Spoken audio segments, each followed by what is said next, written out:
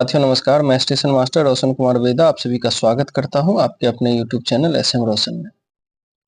दोस्तों उम्मीद करता हूं आप लोग अच्छे होंगे। साथियों आज हम लोग चर्चा करने वाले हैं आरआरबी ग्रुप डी एग्जाम 2025 में पूछे जाने वाले साइंस के बारे में तथा इसकी तैयारी कैसे करें, यानी ग्रुप डी में पूछे जाने वाले साइंस की तैयारी हम लोग कैसे करेंगे। दोस्तों आप लोग जानते हैं कि ग्रुप डी में 25 से 30 नंबर का साइंस पूछा जाता है जो कि अच्छा वेटेज है। लगभग 1/3 के आसपास आपको साइंस है।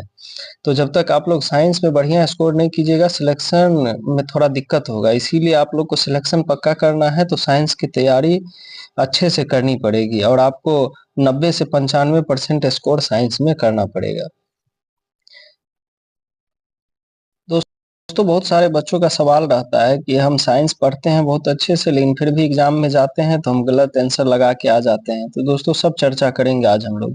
साथ ही हम ये भी बताएंगे कि मैंने कैसे 2018 और 2019 के ग्रुप डी के एग्जाम में साइंस में अच्छा स्कोर किया जिससे रिजल्ट हो पाया। और अभी वर्तमान समय में हावड़ा डिवीजन में स्टेशन मास्टर के पोस्ट पर कार्य कर रहा हूँ। तो आप लोग कैसे तैयारी करेंगे जिससे आपका स्कोर 25-30 में आप कम से कम 90 से 95% स्कोर साइंस में कर पाए और आप अपना सिलेक्शन पक्का कर पाए। इससे पहले दोस्तों जो लोग चैनल पर नए हैं चैनल को सब्सक्राइब कर दीजिए जिससे रेलवे से रिलेटेड जानकारी आपको मिलती रहेगी। दोस्तों साइंस को 3 भागों में बांट के हम लोग पढ़ते हैं। पहला आपका हो गया फिजिक्स, दूसरा हो गया आपका केमिस्ट्री और तीसरा हो गया आपका बायोलॉजी।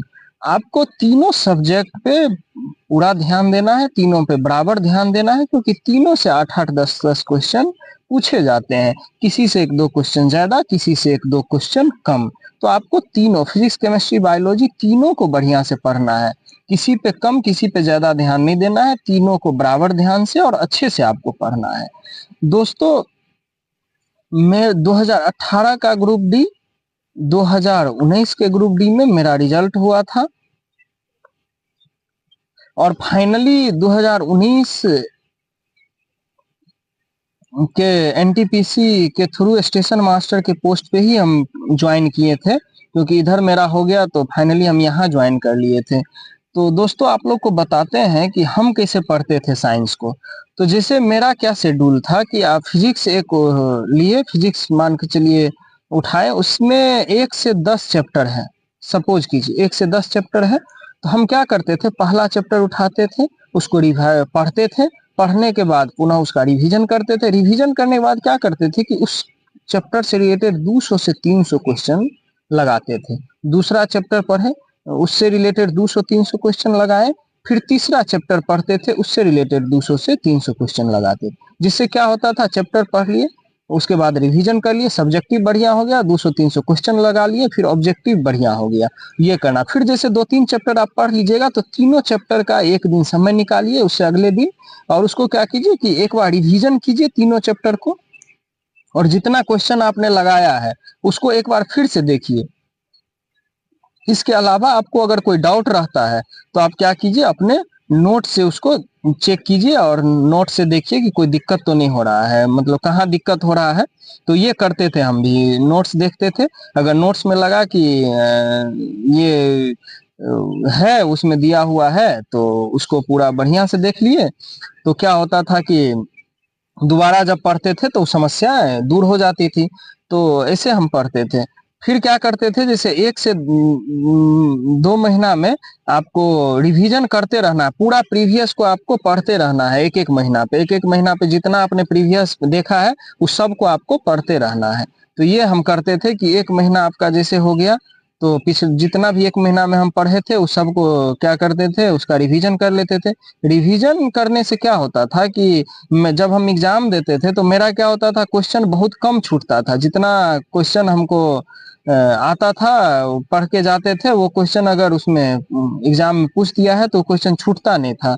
नहीं तो क्या होगा, आपको कंफ्यूजन रहेगा, कंफ्यूजन में आप गलत आंसर लगा के आ जाएंगे। तो ये करते थे। फिजिक्स केमिस्ट्री में भी यही करते थे, बायोलॉजी में भी ऐसे ही पढ़ते थे। तो आप लोग को क्या करना है कि वो चैप्टर उठाना है, आपको टॉपिक वाइज पढ़ते जाना है, उसका क्वेश्चन लगाते जाना है। फिर क्या करना है, 1 सप्ताह 2 सप्ताह पे रिवीजन करना है, फिर महीना में रिवीजन करना है, तो ऐसे आपका क्या होगा कि इस ऐसे करने से क्या होगा कि बार बार आपका रिवीजन होते रहेगा। तो रिवीजन तो आप लोग जानते हैं मस्ट है, जैसे आपका रिवीजन होते रहेगा तो आपका वो चैप्टर पे और उस सब्जेक्ट पे पकड़ बनते रहेगा। तो इस प्रकार से आपको पढ़ते जाना है। तो दोस्तों इसमें आपको बहुत सारा अलग अलग चैप्टर है तीनों सब्जेक्ट में, लेकिन कुछ कुछ चैप्टर इंपॉर्टेंट है जिसको आपको ज़्यादा फोकस करके पढ़ना है। जैसे आप बायोलॉजी में देख लीजिए, बायोलॉजी में आपका हो गया प्लांट किंगडम से थोड़ा अच्छा क्वेश्चन आजकल पूछा जा रहा है। तो ये क्लासिफिकेशन ऑफ प्लांट किंगडम पढ़ लीजिए, प्लांट मोर्फोलॉजी पढ़ लीजिए। तो उसके बाद आप प्लांट हार्मोन पढ़ लेना है, प्लांट डिजीज पढ़ लेना है।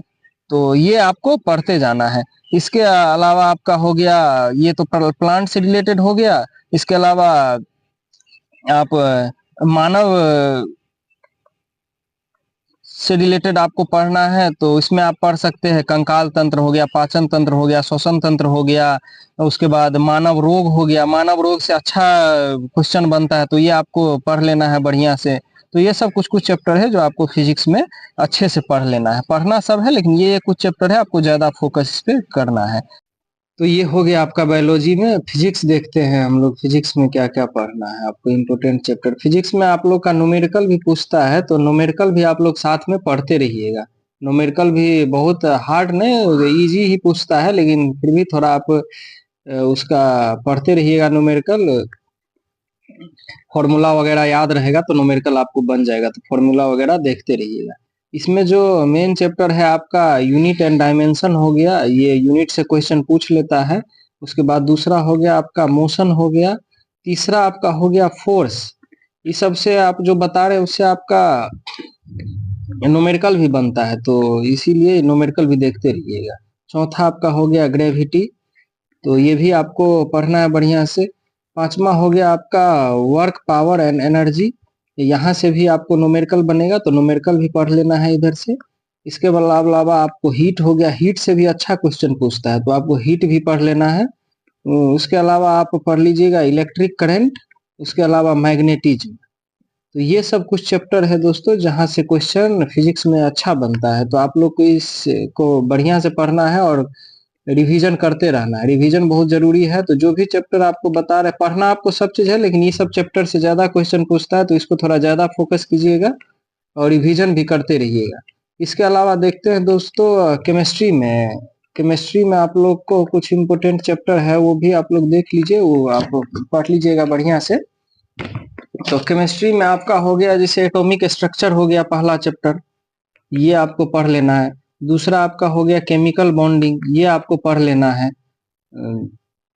आपको तीसरा हो गया आपका एसिड बेस एंड सॉल्ट, यहाँ से आपको अच्छा क्वेश्चन बन जाता है, ये आपको पढ़ लेना है। चौथा चैप्टर बहुत इंपॉर्टेंट है आपका केमिकल रिएक्शन। केमिकल रिएक्शन से दोस्तों अच्छा क्वेश्चन बनता है तो आपको ये पढ़ लेना है। केमिकल रिएक्शन आपको बढ़िया से पढ़ना है, यहाँ से अच्छा खासा क्वेश्चन रिएक्शन वगैरह पूछ लेता है तो आपको ये चैप्टर बढ़िया से पढ़ लेना है। इसके अलावा इम्पोर्टेंट चैप्टर है एक सॉल्यूशन, तो सॉल्यूशन आपको पढ़ लेना है बढ़िया से। उसकी सबसे इम्पोर्टेंट केमिस्ट्री का है दोस्तों पीरियोडिक टेबल। ये आपको पीरियोडिक टेबल रटा होना चाहिए, इससे जितना प्रकार का क्वेश्चन बनता है पूरा क्वेश्चन लगा लीजिए, खूब रिवीजन कीजिए, क्योंकि पीरियोडिक टेबल से 2018-19 में अच्छे लेवल का क्वेश्चन पूछा गया है। तो ये आपको periodic table very very important में लगा के रखिए, इसको आपको बहुत अच्छे से पढ़ना है। इसके अलावा आपको ओर्स पढ़ना है, अयस्क हो गया ये आपको पढ़ लेना है।